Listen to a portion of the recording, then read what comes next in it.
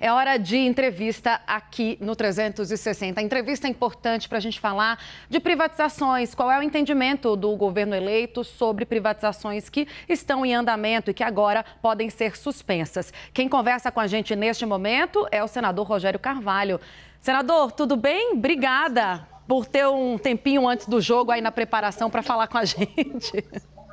De nada, Tainá. É uma satisfação falar com vocês. Nesse dia de jogo, né? Ele já está contando os segundos, viu, para começar. Estamos. Não vou tomar muito do seu tempo, senador. Eu sei que todo mundo quer assistir. Eu estou com a camisa da minha seleção, você está vendo, né? Muito bem, para dar sorte, claro. Ô, senador, a gente falou nos últimos dias sobre aquela possibilidade de suspensão da privatização dos Correios, que foi uma sugestão, segundo o Paulo Bernardo, ex-ministro, né, que agora está também no grupo de transição, já dada ao presidente eleito. Queria te ouvir sobre isso, se isso já está encaminhado com o presidente Lula e que outras empresas podem constar nessa lista do próximo governo. Olha, Tainá, o presidente Lula, em todas as entrevistas que ele deu, ele foi muito claro. Nenhuma empresa estratégica, nenhuma empresa que esteja dando resultado e que tenha importância deve ser privatizada só por ser privatizada, né? A empresa ela vai ser privatizada, ela deve... Empresas que vão entrar em programa de privatização são empresas que não têm nenhum papel estratégico, que não estejam se viabilizando, mas há também, já ouvi do presidente Lula, a disposição de abrir capital, de modernizar a gestão dessas empresas. Então, esse debate, eu creio que ele deve ficar para um segundo momento, depois que o governo conformar a sua base de apoio, depois que definir o seu ministério, ministro do Planejamento, ministro da Economia, ministro da Casa Civil. Na hora que o governo tiver o seu programa em execução, a avaliação de que caminhos o governo vai tomar e que empresas serão preservadas, com certeza bancos como a Caixa Econômica, que tem um papel importantíssimo como agência de governo, Banco do Brasil, que tem um papel importante demais no agronegócio, Petrobras, tem algumas empresas que não figuram, não figurarão em nenhum programa de privatização. Outras vai depender muito da composição do governo e do caminhar, ou seja, e como o governo vai daí para frente, com a nova composição, com essa base de apoio consolidada, vai se definir. Então, é muito precoce falar em quais empresas devem figurar em programas de privatização ou não. O que eu posso afirmar, com toda certeza, é que bancos como BNB, Banco do Brasil, BNDES, Embrapa, são muito estratégicas para o desenvolvimento e para o crescimento econômico, para a geração de emprego, para o fomento da economia. Então, isso está fora de cogitação de participar de uma política de privatização. O Fernando Nakagawa, que é nosso analista de economia, também tem pergunta. Naka. Senador, eu entendo que as grandes empresas vão ficar congeladas ali e vão ser protegidas pelo novo governo, mas algumas frentes são diferentes e eu queria ouvir um pouco o senhor sobre isso. Por exemplo, o atual governo tem vendido refinarias da Petrobras e unidades de negócios da Petrobras. Isso pode continuar ou também vai ser interrompido? E quanto à concessão de aeroportos, que, aliás, começaram lá no governo do PT, no governo de Dilma, a gente tem Galeão e Santos Dumont pela frente. Isso continua? Eu creio que essa política de fazer concessão de aeroportos, de portos, de rodovias, é um programa que foi desenvolvido pelo PT e o que foi feito foi planejado no governo da Dilma. Creio que esses programas eles devem ser aprimorados e devem ter continuidade.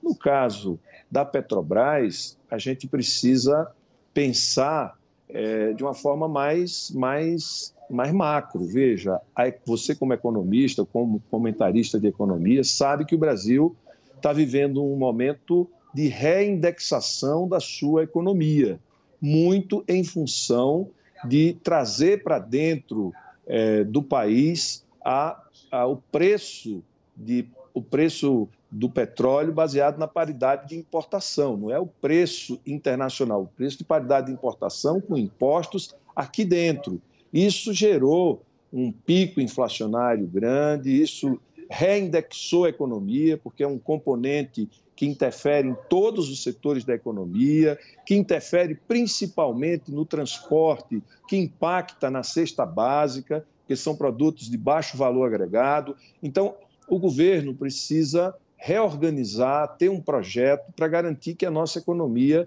cresça, né? E crescer precisa segurar a inflação, precisa dar condições de competitividade ao setor produtivo. Então, tudo aquilo que for necessário para tornar o nosso setor produtivo mais viável, mais competitivo para o mercado interno e para o mercado externo, deve ser feito. Não creio que o nosso governo não vai ser um governo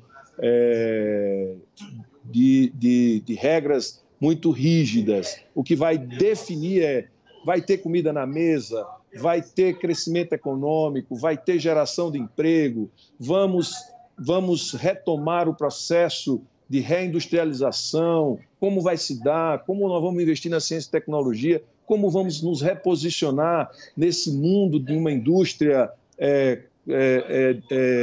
completamente automatizada, com inteligência artificial. Ou seja, tudo isso precisa ver, essa transição energética, qual é a necessidade da gente manter as refinarias, porque, veja, o problema não tem um problema a mais. As nossas refinarias, elas não foram privatizadas em leilões públicos, elas não foram colocadas em bolsa para poder vender pelo preço. Nós tivemos ativos da Petrobras que foram sucateados primeiros e depois vendidos. Havia uma necessidade e uma pressão para fazer lucro e distribuir dividendos de forma muito assodada e até certo ponto irresponsável com a nossa economia, com os demais setores. Então, vai ser um governo muito cioso das suas responsabilidades e para garantir que a gente tenha competitividade, que a gente tenha capacidade de retomar o crescimento, gerar emprego e ter um papel na economia internacional forte,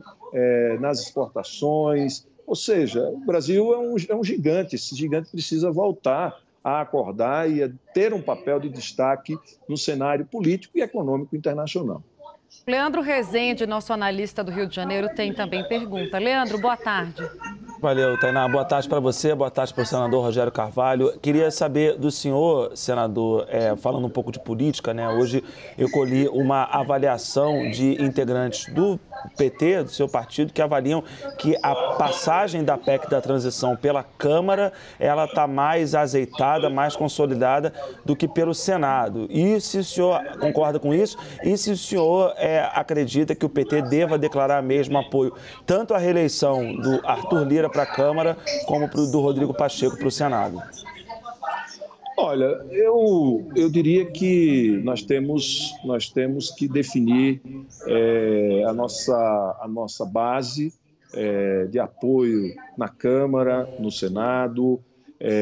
Essa é uma construção que deve se dar nos próximos dias, consolidar os principais partidos de sustentação do governo na Câmara e no Senado.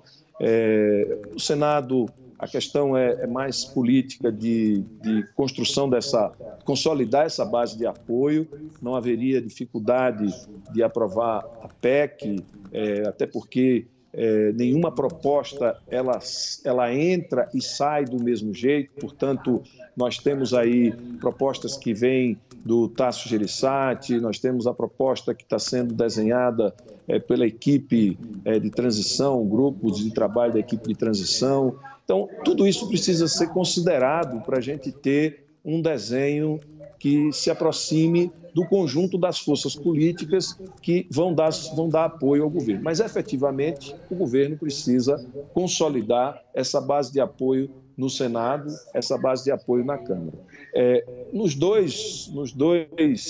duas casas, há necessidade de consolidar essa base de apoio e eu acredito que na semana que vem a gente tem passos consistentes para a consolidação dessa base de apoio, e aí a questão de aprovação de matérias relevantes para dar tranquilidade para uma transição de âncora fiscal definitiva para o país vai ocorrer com mais tranquilidade a partir do próximo ano. Senador, para eu poder te liberar, voltando ao nosso assunto original da entrevista, insistindo um pouquinho mais nas privatizações, eu queria novamente uma fala do senhor em relação ao que foi dito pelo ex-ministro Paulo Bernardo em relação aos Correios. Quais são os planos do governo eleito em relação aos Correios, incluindo também, já que a gente teve já manifestação pública do ex-ministro Zé Pimentel, em relação à Dataprev. Então, são as duas empresas que eu gostaria que o senhor comentasse, né? Isso foi levado adiante ao presidente eleito, a interrupção da privatização dessas empresas? Olha, Dataprev, o que pode acontecer, e é saudável que aconteça, é uma relação com outras empresas de tecnologia para ela evoluir, para ela melhorar a sua performance. Mas nenhum governo e nenhum país vai privatizar a sua principal fonte de informação, que é um banco de dados extraordinário, que é uma riqueza incalculável, que está no Dataprev. Então, Dataprev, particularmente, eu não conversei com o presidente Lula, mas eu tenho certeza que dificilmente o Dataprev deve ser privatizado, assim como a Embrapa não deve ser privatizada, né, que estava na lista das possíveis empresas a serem privatizadas, como a Petrobras estava na lista de empresas possíveis, como privatizaram parte das operações do Banco do Brasil. Isso não vai acontecer no governo do presidente Lula. Quanto aos Correios, há uma discussão que precisa acontecer. Neste momento está suspenso qualquer proposta de privatização, né? Mas tem que avaliar se os Correios vai continuar sendo uma empresa de capital exclusivo do governo, se vai ser uma empresa de economia mista, como é que vai ser esse trabalho. Acho que esse é um trabalho para a equipe econômica que vai ser designada, mas eu particularmente acho que os Correios ainda têm um papel relevante no país. Nós temos um país continental, nós temos a Amazônia inteira. Quem vai fazer, quem vai transportar, quem vai levar, Então, de qualquer forma, há um movimento grande na área de logística que imporá, se for permanecer público, aos Correios uma nova governança, uma nova lógica, novas parcerias. Vai ter que se atualizar para cumprir o papel que os tempos que a gente vive exigem de uma empresa como os Correios. Se 100% pública, se com uma economia mista, se privatizada, isso é uma discussão que eu creio que vai acontecer ao longo do próximo ano, com a equipe do governo analisando qual o melhor caminho para esta empresa. Senador, muito obrigada pela gentileza da conversa. Vou liberar o senhor, claro, para assistir o Jogo do Brasil. Tem um palpite para hoje? Vamos ganhar, né? Esse é o palpite. Seja como for, 1-0 já tá bom, né, para a estreia? Depois do trauma do 7-1. Obrigada, senador. Até uma próxima. Um abraço. Tchau.